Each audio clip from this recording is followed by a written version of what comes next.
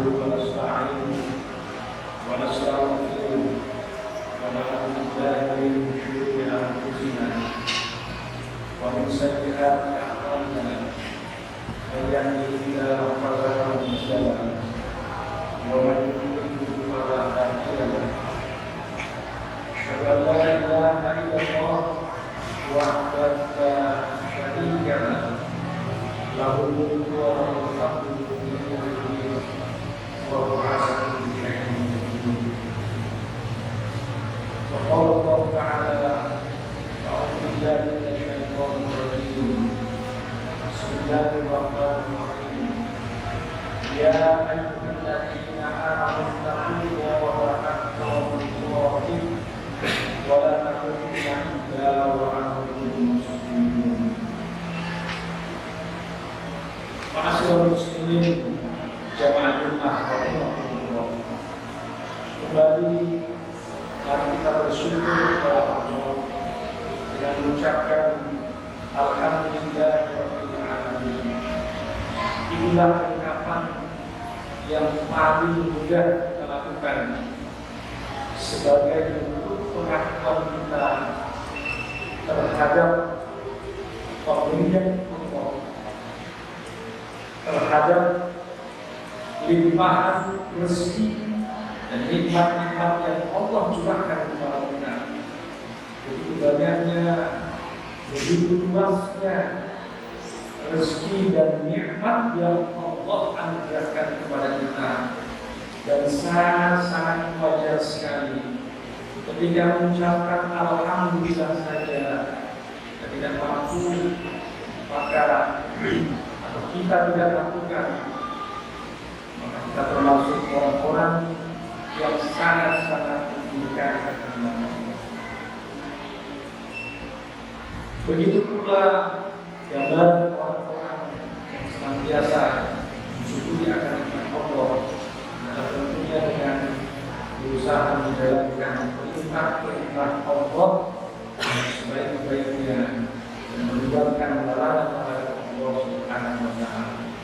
Sekali lagi, ini adalah merupakan sebuah gambaran rasa syukur kita terhadap nikmat dan anugerah yang Allah berikan. Hadirin jamaah Allah, begitu pula manakala Allah Subhanahu wa Ta'ala mengurangi nikmat-nikmatnya yang terkadang kita rasakan, kita merasa kurang cukup dari tidak seperti biasa kita dapatkan dari hasil jerih payah. Allah puji kadang-kadang dengan segala kekurangannya nikmat kesehatan.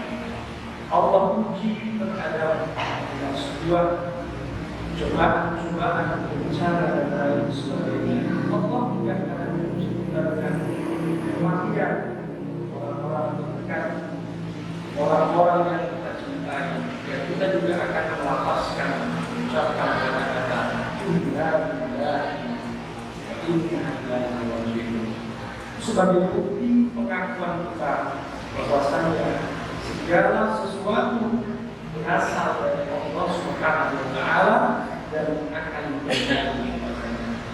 Sehingga kalau kita mengikuti syariat Allah dan Rasulnya yang ini, maka hidup dan kehidupan kita akan terasa mudah dan akan selalu berlapang-lapang.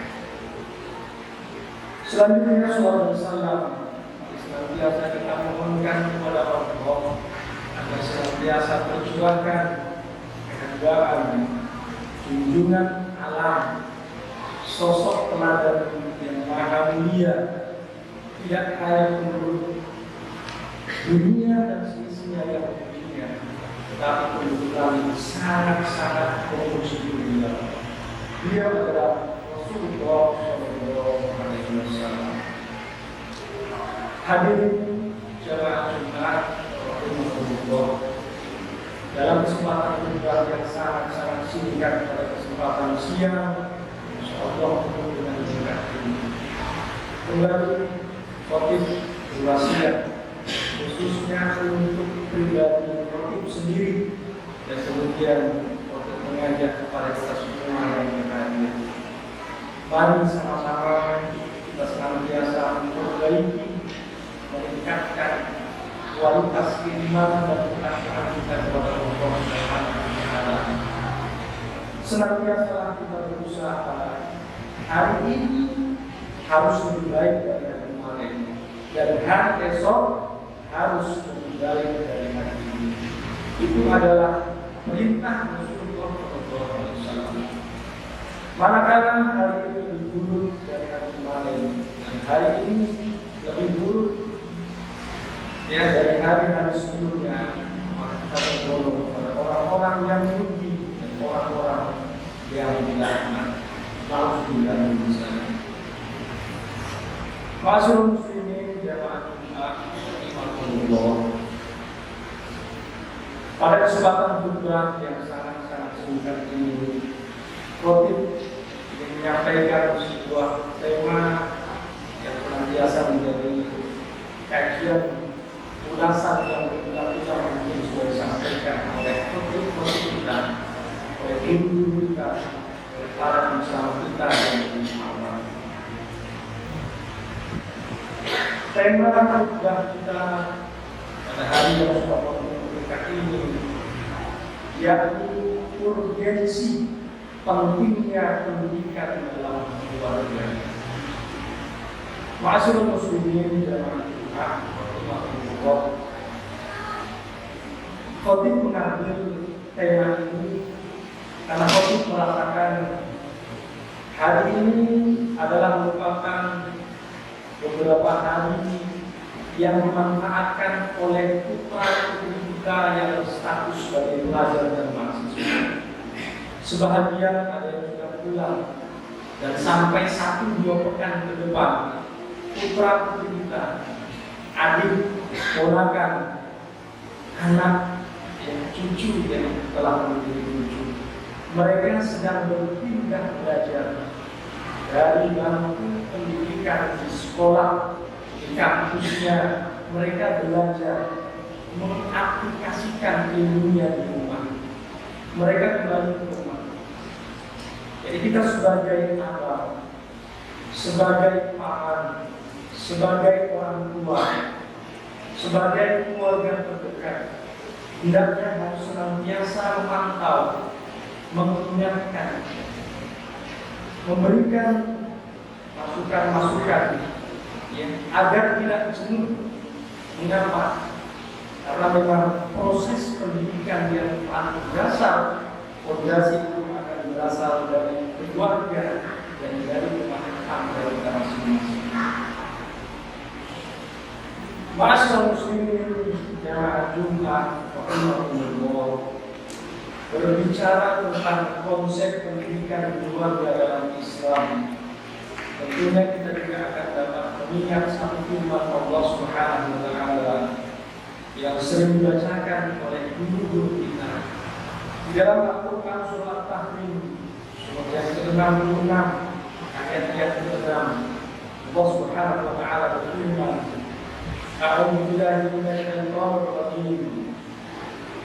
Ya ayyuhalladzina amanu qu anfusakum wa ahlikum naro wa quduhan nas wal hijarah 'alaiha malaikatun ghilazun syidad la ya'suna Allaha ma amarahum wa yaf'aluna ma yu'marun.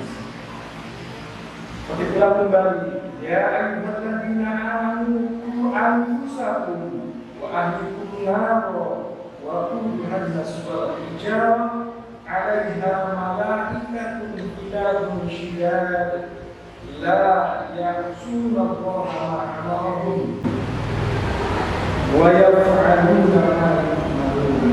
Allah katakan, wahai orang-orang yang beriman, peliharalah dirimu dan keluargamu dari api neraka yang bahan-bahannya adalah annas, manusia, wal hijarah, dan batu. Penjaganya adalah malaikat yang kasar, kata Allah, keras, dan tidak akan pernah mendurhakai Allah terhadap apa yang diperintahkan oleh Allah Subhanahu wa taala. Dan mereka akan selalu mengerjakan apa yang diperintahkan oleh Allah Subhanahu wa taala. Masyaallah muslimin jamaah Jumat rahimahullah.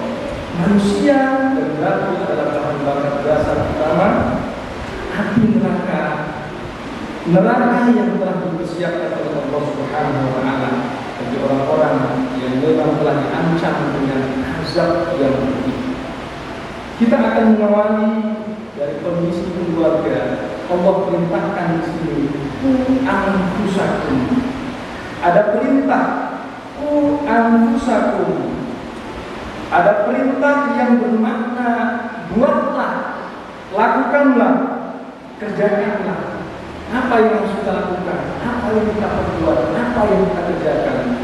Adalah suatu usaha yang tentunya menjadi penghalang bagi kita, bagi keluarga-keluarga kita, bagi keturunan kita, bagi orang-orang terdekat kita untuk agar jauh dari siksa neraka.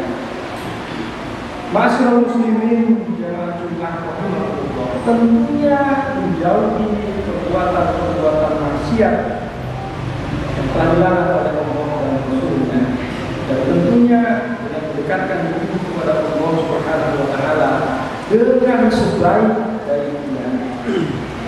Ayat di atas juga menjelaskan, menyebarkan bahwa dakwah dan pendidikan memang akan berasal dari keluarga, berasal dari rumah tangga yang telah kita jalani, yang telah ada dalam keluarga-keluarga terkecil kita. Ma'asyiral muslimin jamaah Jumat rahimahullah, dalam menghadapi persoalan keluarga ini, Allah Subhanahu wa taala telah memberikan solusi, memberikan cara bagaimana kita menghadapi agar kita selamat di dalam mengarungi hidup dan kehidupan menuju kehidupan akhirat kita.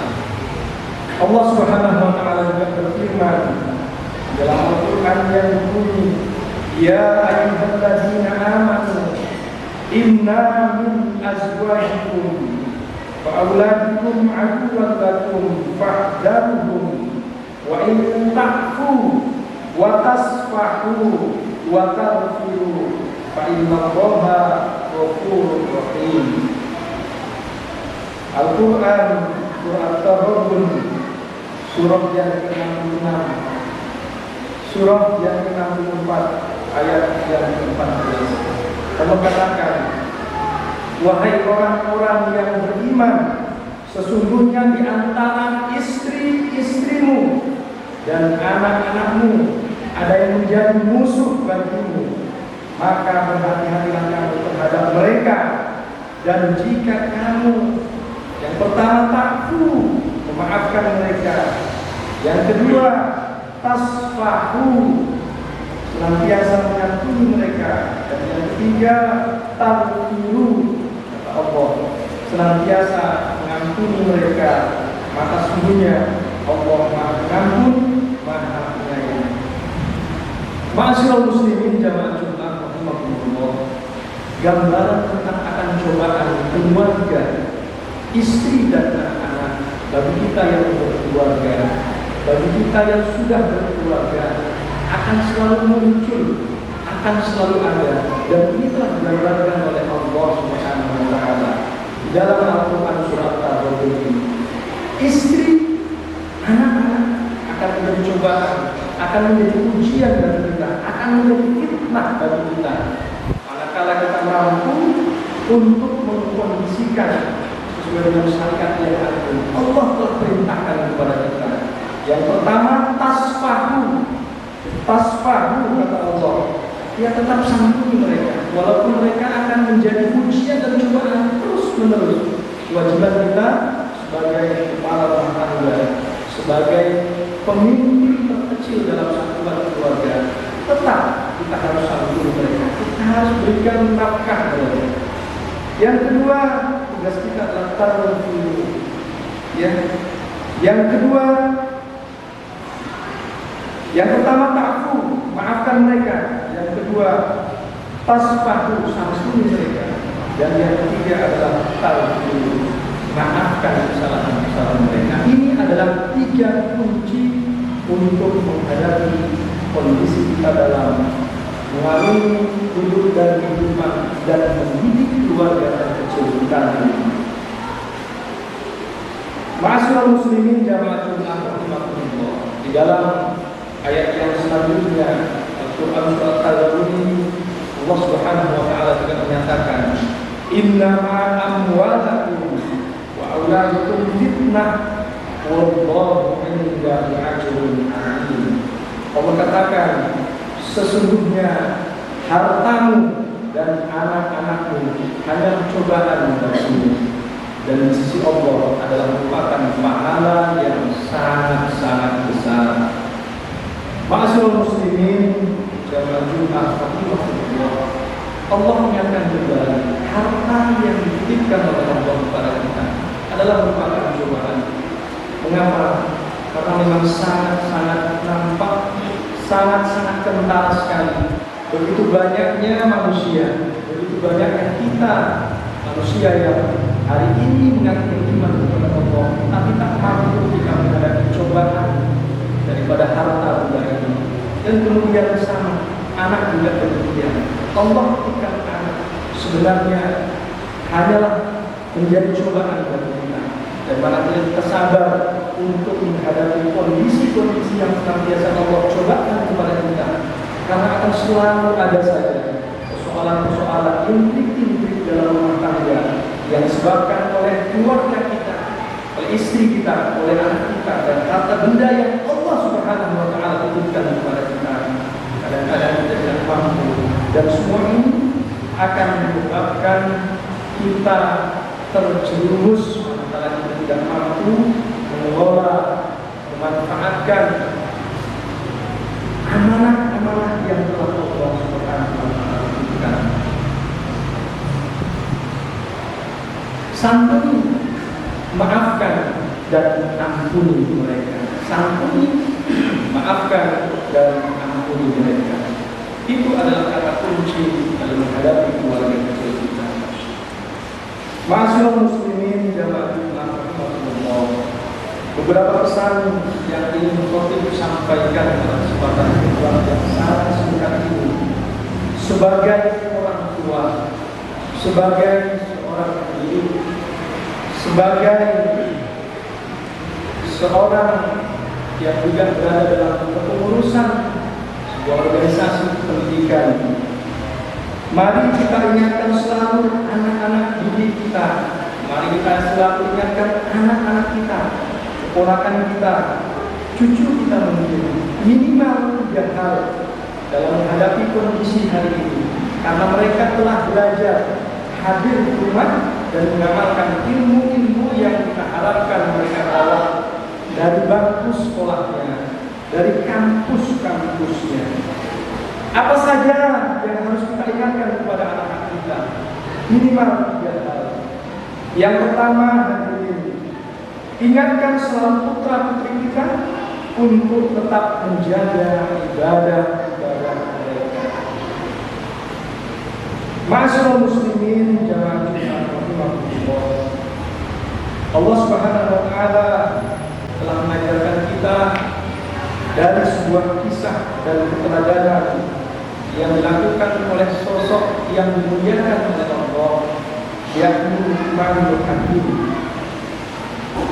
Di dalam Al-Quran surah 31 ayat yang 13, Allah Subhanahu wa taala berfirman, "Wa idh qala Luqman libnihi wa huwa ya'iduhu ya bunayya la tusyrik billah inna syirka la dzulmun 'adzim," kata Allah. Dan ingatlah ketika Luqman berkata kepada anaknya, "Hai anakku, janganlah kamu persekutukan Allah dengan sesuatu apapun. Sesungguhnya mempersekutukan Allah adalah benar-benar kezaliman yang besar." Banyak sekali persekutuan yang kadang-kadang tidak kita pahami, kita lupakan. Pekerjaan, permainan, pergaulan yang ini dilakukan oleh anak kita melupakan mereka pada satu kepentingan mengingat dan membesarkan Allah Subhanahu wa Ta'ala. Ini sangat mengkhawatirkan sekali. Kondisi anak kita yang hari ini sudah baik, kampung halaman, rumah kita, yang pertama tugas kita sebagai orang tua adalah tetap mengingatkan akan ibadah mereka dengan sebaik-baiknya. Jangan karena bermainnya, jangan karena pergaulannya, mereka akan melupakan Allah Subhanahu wa Ta'ala. Ada kepentingan-kepentingan yang lain yang mereka anggap besar. Mereka bermain dengan permainan-permainan yang sering melalaikan akan membesarkan Allah Subhanahu wa Ta'ala. Yakinlah, Bapak hadirin yang walaupun mereka telah berada di pondok pesantren, walaupun mereka telah berada di universitas Islam misalnya, atau kampus-kampus Islam, tetaplah kewajiban kita harus tetap mengingatkan ibadah mereka. Jika tidak, sangat-sangat besar kemungkinan juga mereka akan lupa dengan ibadahnya. Mereka akan berlari-lari, mereka akan tidur begitu saja, mereka akan bermain begitu saja, mereka akan melakukan kebebasan-kebebasan yang lainnya yang menjauhkan diri kepada Allah Subhanahu wa Ta'ala. Ma'asyiral muslimin yang Jumat waktu hingga tugas kita tetap ingatkan mereka, ingatkan anak-anak kita, ingatkan orang-orang terdekat kita. Tugas kita yang kedua setelah mengingatkan kepada ibadah adalah ingatkan putra putri kita untuk tetap menjaga adab-adab, akhlak, moral, perilakunya yang baik dan mengamalkan ilmunya. Ingatkan mereka, jaga adabnya. Ingat ilmu yang sudah diberikan oleh guru-gurumu. Ingat ilmu yang sudah dipesankan oleh ustaz-ustazmu. Amalkan itu. Untuk apa belajar? Untuk apa menggali ilmu? Untuk apa sudah jauh-jauh? Untuk apa kita sudah menghabiskan biaya yang besar katakan demikian? Untuk apa kita sudah menghabiskan waktu? Kalau hanya ini yang kamu lakukan. Jadi tugas kita sebagai orang tua tetap mari sama-sama kita bina dan yang banyak mengingat Allah Subhanahu wa Ta'ala. Dan yang ketiga, Allah ingatkan putra dan putri kita agar tetap menjaga pergaulannya. Yang pertama, ingatkan mereka tetap menjaga amal-amal ibadahnya. Yang kedua, minta kepada anak-anak kita setelah mereka pulang ke rumah ini, ingatkan mereka agar tetap menjaga adab-adab pendidikan. Jangan berhenti, jangan kita diamkan mereka menjalani begitu saja. Kita harus tetap ingatkan, kita harus tetap ingatkan. Dan yang ketiga, ingatkan mereka agar bergaul dengan orang-orang yang terbaik di sekeliling mereka. Ma'asyiral muslimin jamaah Jumat rahimakumullah. Bagaimana syariat kita telah memandang siapa dan sahabat di sekitar kita, begitu juga dengan anak turunan kita tentunya. Allah Subhanahu wa Ta'ala berfirman dalam Al-Quran surah Zukhruf, "Ala khillau yawma idzin ba'dhum li ba'dhin aduwwun illa al-muttaqin." Teman-teman kami pada hari itu saling bermusuhan satu sama lain kecuali mereka yang bertakwa. Di dalam hadis yang lain Rasulullah SAW yang diriwayatkan oleh Abu Hurairah radhiyallahu anhu, Rasulullah SAW bersabda, seseorang tergantung pada agama teman dekatnya, maka hendaklah salah seorang di antara kalian melihat siapa yang dijadikan sebagai teman dekat dari pribadi-pribadi kita. Jika kita memiliki anak, siapa teman dekat anak kita? Jika kita sebagai pribadi seorang muslim, maka kita juga harus berhati-hati. Lihat siapa teman di sekitar kita. Karena teman-teman itu akan membentuk bagaimana karakter dan kepribadian kita.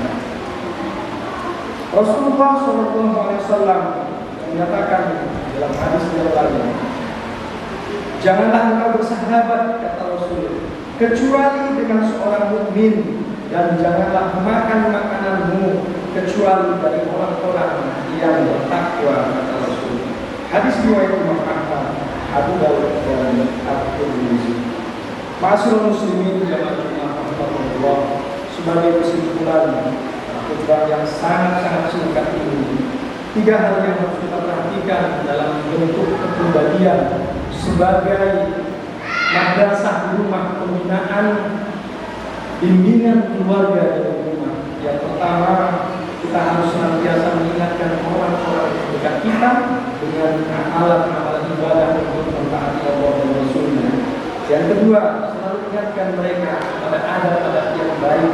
Yang ketiga, ingatkan orang-orang terdekat, anak-anak keturunan kita dengan siapa teman-teman bergaulnya. Pilihkan teman-teman terbaiknya, karena ini nanti akan menjadi pertanggungjawaban yaumil akhir kelak. Fa'tabiru ya ulil absar la'allakum